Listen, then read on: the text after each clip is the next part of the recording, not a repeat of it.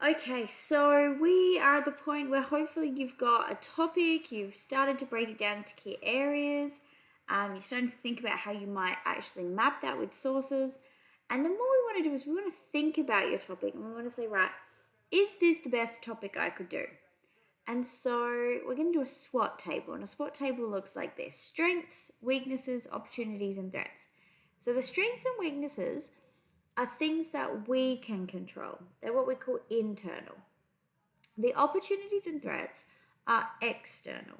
So the questions we want you to answer are things like, is your topic easy to find information on? Is it current?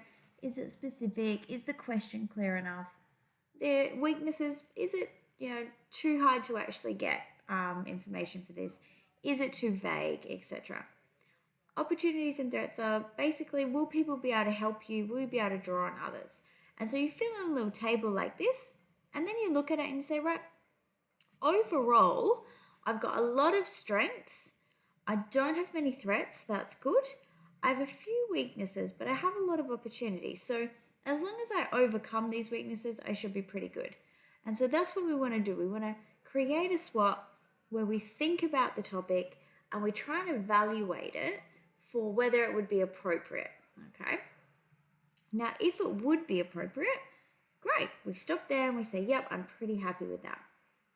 If we identify something that we need to change, we change the question and we go again. Okay, we do another SWOT. At some point as well, after your SWOT, you probably want to write a journal.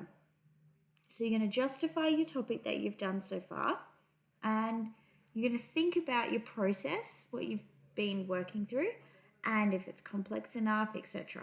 Okay, there's some questions there you could respond to. At that point, you're really just trying to summarize where you're at with the development. It doesn't matter if you say, yes, I've got everything, or no, I'm still looking. After this, we have some instructions about really breaking down your question, because at this point, you probably have a pretty nice question for your SWOT, but I'm sure we could develop it a bit further. So we have some instructions here that you need to read. We need to, make it refined, make it sophisticated, make it specific. So you might need to do some more background reading at this point. You just add that in.